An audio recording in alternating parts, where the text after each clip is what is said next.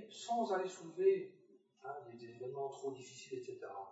Je cherche juste à savoir, durant une anamnèse qui dure à peu près 45 minutes, et là je cherche juste à savoir ce qui encombre l'esprit. Et là, ce qui encombrait l'esprit de cette personne, il y avait des choses assez lourdes à travailler, comme ça. Et c'est pas pour ça que ça a pris longtemps, puisque cette personne, en quelques séances, on a dégagé ce qui encombrait l'esprit. Et ensuite, sous hypnose, on a développé certaines parties de la mémoire qui n'étaient pas très fort utilisées par le cerveau. Voilà, tout simplement. Donc cette personne-là a eu accès à des ressources inconscientes auxquelles elle n'aurait pas eu accès si elle n'avait pas été en séance d'hypnose. Donc cette personne-là, maintenant, elle retient très bien ses poèmes, elle retient très bien ses contes, et tout se passe très bien pour elle, parce qu'en fin de compte, elle est plus heureuse. Elle est plus heureuse parce qu'elle arrive à faire quelque chose qu'elle ne se sentait pas capable de faire. Donc du coup, qu'est-ce qui se passe? Elle a remonté son niveau de confiance en elle et son niveau d'estime d'elle-même. Alors donc, en hypnose, on va travailler avec une partie du cerveau qui s'appelle l'inconscient. Alors, l'inconscient, c'est quoi? Eh bien, c'est cette partie-là qu'on ne contrôle pas. À l'inverse, la partie consciente, c'est celle qui réfléchit, qui analyse tout et qui rationalise bien les choses. Voilà, celle qui calcule. Ça, c'est la partie consciente.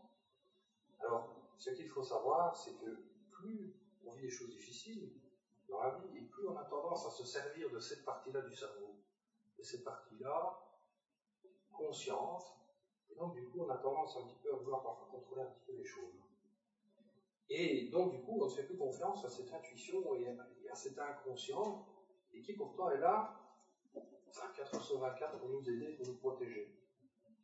Alors, cet inconscient-là, eh bien, plus on lui fait confiance et plus on lui ouvre les portes, et plus il nous donne accès à des ressources d'auto-guérison auxquelles on n'a pas accès d'habitude, et plus on peut accéder au changement. Et c'est exactement ce que l'on cherche en hypnose, c'est à changer pour atteindre n'importe quel objectif. Et tout est atteignable. Tout est atteignable. Alors, les seules limites que l'on ne peut pas atteindre, ce sont, on dit toujours en hypnose que ce sont les limites que l'on se fixe avec la partie consciente. À partir du moment où on se dit « je ne suis pas capable de faire ça », c'est sûr, on n'y allera pas. Ça va être très difficile d'atteindre ces objectifs-là. Donc, en fin de compte, si on se dit « je n'y arriverai pas, ça ne va pas être possible », c'est qu'il y a un manque d'estime de soi souvent. Hein. Et le manque d'estime de soi, c'est toujours la même chose. Il vient des expériences passées. Alors, en l'espace d'une ou deux séances, qu'est-ce qui se passe? Je vais voir un petit peu ce qui s'est passé dans le passé de la personne, en laissant la personne le plus distant possible de son passé, qui peut peut-être l'a affecté. Hein. Bon. Et une fois qu'on a relevé un petit peu ce qui avait fait baisser cette estime d'elle-même à la personne, et bien qu'est-ce qui se passe? On travaille là-dessus en hypnose, de façon à ce que ça n'affecte plus l'inconscient. Voilà. Et en même temps, tant qu'on y est, on va travailler aussi sur la partie consciente, mais c'est surtout avec l'inconscient qu'on va travailler. Donc, à partir du moment où il l'a rabaissé un petit peu, et bien, il ne va plus l'affecter. Et c'est parfois aussi rapide que ça. Alors parfois, il faut quelques jours pour que certaines choses se mettent en place, hein, mais parfois, c'est tout de suite après la séance d'hypnose qu'on a des résultats. Alors, chaque personne évolue à son propre rythme, et pour une personne qui va évoluer très vite, il se peut que les personnes de la même famille viennent et puis prennent un peu plus de temps. Hein, parce que chaque personne a son rythme tout propre. Voilà. Donc c'est toujours la même chose, c'est travailler avec l'inconscient de façon à réouvrir toutes les portes qui se sont fermées. Et ce qui a fermé les portes, ce sont les expériences de vie qui ont été négatives. Et on en vit dans une vie. Hein. Et on en vit. Ça démarre de la toute petite enfance.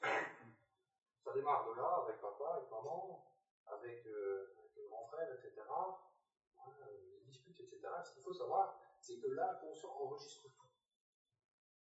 C'est le plus gros ordinateur mondial qui puisse exister. C'est l'inconscient. Il enregistre tout. Et chaque souffrance, il va la mettre dans un coin, quelque part. Et à chaque souffrance qu'il va vivre, il va renvoyer un comportement qui est spécifique à la partie consciente du cerveau.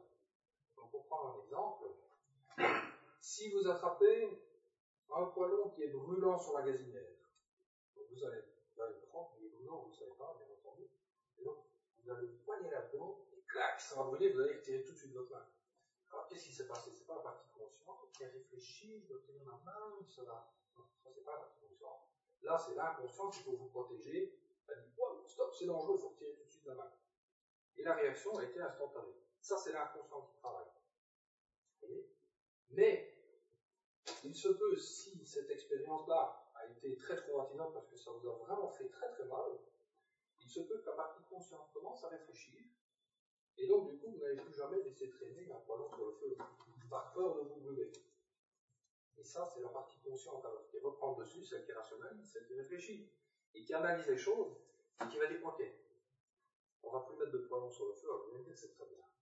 Oui, mais à partir du moment où ça devient excessif, on ne peut plus rien laisser traîner sur la gazinière, et qu'on ne sait même plus pourquoi finalement, parce que parfois les souffrances sont tellement poussées loin, qu'on ne sait même plus pourquoi on réagit comme ça, on a des réactions, on ne comprend pas, et bien c'est exactement cette partie consciente-là.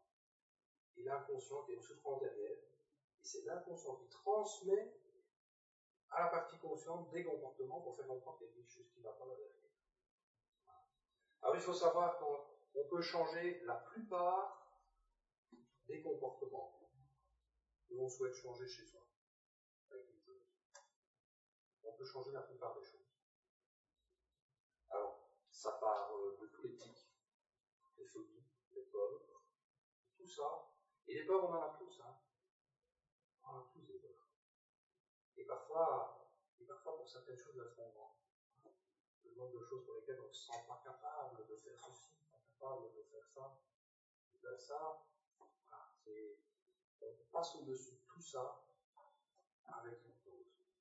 Alors, ce qu'il faut savoir, c'est que lorsque l'on est en état d'hypnose, le cerveau est environ 80 fois plus réceptif que si vous n'étiez pas dans cet état.